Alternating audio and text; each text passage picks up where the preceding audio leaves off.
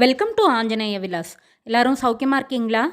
இன்றைக்கி ஆஞ்சநேய விலாஸில் நம்ம மசாலா பணியாரம் பார்க்க போகிறோம். அதாவது இது ஒரு ஸ்டஃப்டு பணியாரம். நம்ம யூஸ்வலாக வெறுமன பணியாரம் செஞ்சு போர் அடிச்சிருப்போம். இந்த மாதிரி உள்ள ஒரு உருளைக்கிழங்கு ஸ்டஃபிங் செஞ்சு கொடுத்தோன்னா ரொம்ப நல்லாயிருக்கும், வித்தியாசமாக இருக்கும் டேஸ்ட்டு. நீங்கள் நம்ம சேனலை இதுவரை சப்ஸ்கிரைப் பண்ணலைன்னா சப்ஸ்கிரைப் பண்ணிக்கோங்க.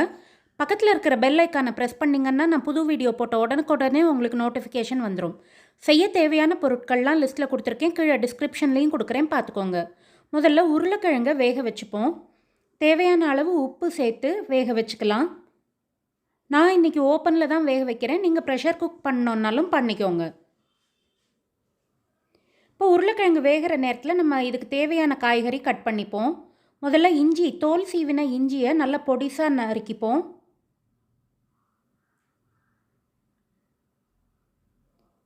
இஞ்சி சேர்க்கறதுனால டேஸ்ட்டும் நல்லாயிருக்கும், அந்த உருளைக்கிழங்கோட வாயுவும் நம்மளை தொந்தரவு பண்ணாமல் இருக்கும்.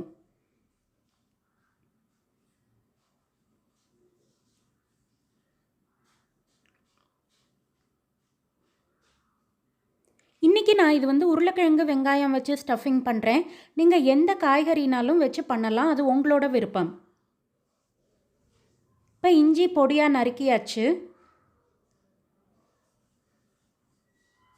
அடுத்து நம்ம காரத்துக்கு தேவையான அளவு பச்சை மிளகா நறுக்கிப்போம். நான் இன்றைக்கி 2 பச்சை மிளகா எடுத்திருக்கேன். உங்களுக்கு காரம் அதிகம் வேணும்னா நீங்கள் ஜாஸ்தி கூட சேர்த்துக்கலாம். நான் இதுக்கு காரப்பொடியோ மிளகா வத்தலோ சேர்க்க போகிறதில்ல, பச்சை மிளகா மட்டும்தான் காரத்துக்கு. இப்போ பச்சை மிளகாயும் பொடிசாக நறுக்கியாச்சு. இப்போ வெங்காயம் நறுக்கிக்கலாம். வெங்காயம் ஆப்ஷனல் தான், உங்களுக்கு வெங்காயம் பிடிக்காதுன்னா நீங்கள் வெங்காயத்தை ஸ்கிப் பண்ணிடலாம்.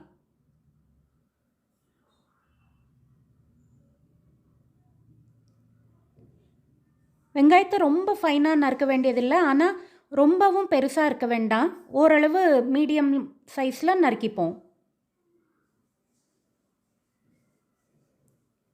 இப்போ நம்மளுக்கு காய் நறுக்கி முடிக்கிறதோட உருளைக்கிழங்கும் வெந்திருக்கும். ஒரு கத்தியாலேயோ ஃபோர்க்காலேயோ குத்தி பாருங்கள், ஈஸியாக உள்ளே போச்சுன்னா நம்மளுக்கு உருளைக்கிழங்கு தயார்னு அர்த்தம். இதோ இவ்வளவுதான். நம்ம இப்போ உருளைக்கிழங்கை தோல் எடுத்துட்டு அதை ரஃப்பாக மேஷ் பண்ணி வச்சுப்போம். அப்புறம் ஒரு இலுப்புச்சட்டியை சூடாக்கிட்டு எண்ணெய் விட்டு, எண்ணெய் காஞ்சதும் கடுகு போட்டுப்போம். கடுகு நல்லா வெடிக்க விட்டு உளுத்தம்பருப்பு சேர்த்துப்போம். இப்போ இதை நல்லா பொன்னிறமாகிற வரைக்கும் வறுத்துப்போம். இதில் கொஞ்சமாக பெருங்காய பொடி சேர்த்துப்போம். கருவேப்பிலை, நம்ம நறுக்கி வச்சுருக்கிற பச்சை மிளகா, இஞ்சி இதெல்லாம் சேர்த்து வதக்கிக்கலாம். இப்போ இஞ்சி பச்சை மிளகா நல்லா வதங்கினதுக்கப்புறமா வெங்காயத்தையும் சேர்த்து வதக்கிப்போம்.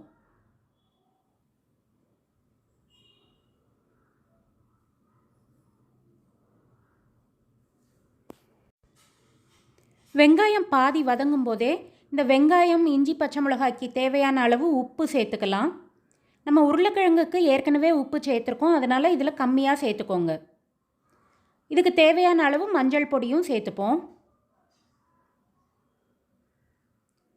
இப்போ வெங்காயம் நல்லா வதங்கியாச்சு. நம்ம ரஃப்பாக மேஷ் பண்ணி வச்சுருக்கிற உருளைக்கிழங்கை இதில் சேர்த்துப்போம்.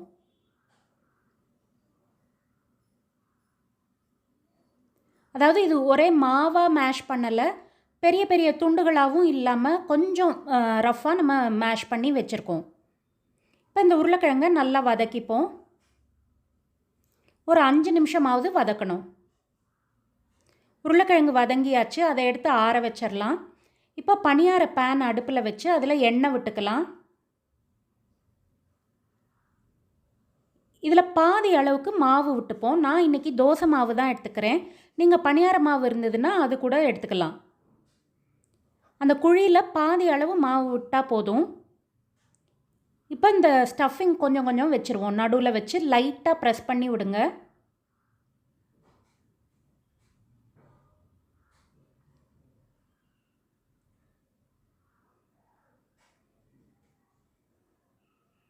இப்போ இந்த உருளைக்கிழங்கு கவர் ஆகிற அளவுக்கு அதில் மேலே கொஞ்சம் மாவு விட்டுக்கலாம்.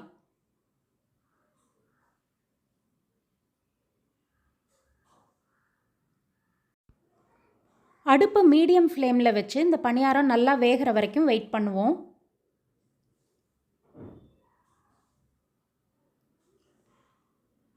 இப்போ கொஞ்சம் நேரம் ஆயாச்சு. நம்ம இதை திருப்பி போட்டுக்கலாம்.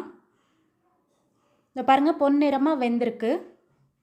இதே மாதிரி எல்லா பணியாரத்தையும் திருப்பி போட்டுருவோம்.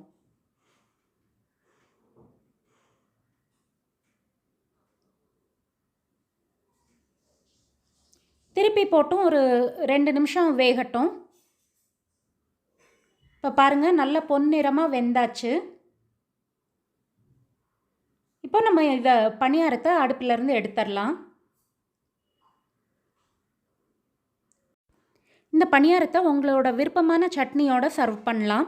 இதுக்கு கார சட்னி ரொம்ப நல்லாயிருக்கும். இப்போ பாருங்கள், நான் ஓப்பன் பண்ணி காட்டுறேன். அந்த ஸ்டஃபிங் நடுவில் இருக்கிறது தெரியும். வெளியில் நல்ல கிறிஸ்பியாக, உள்ளே நல்ல சாஃப்டாக வந்திருக்கு இந்த பணியாரம். இந்த பணியாரம் ரெசிபி உங்களுக்கு பிடிச்சிருக்குன்னு நம்புகிறேன். இது பிடிச்சிருந்ததுன்னா இந்த வீடியோவை லைக் பண்ணுங்கள். உங்கள் ஃபேமிலி அண்ட் ஃப்ரெண்ட்ஸ் கூட இந்த வீடியோவை ஷேர் பண்ணுங்கள். இந்த வீடியோவை பற்றின உங்களோட ஃபீட்பேக்கையும் சஜஷன்ஸையும் கீழே கமெண்ட் செக்ஷனில் சொல்லுங்கள். தேங்க்யூ ஃபார் வாட்சிங்.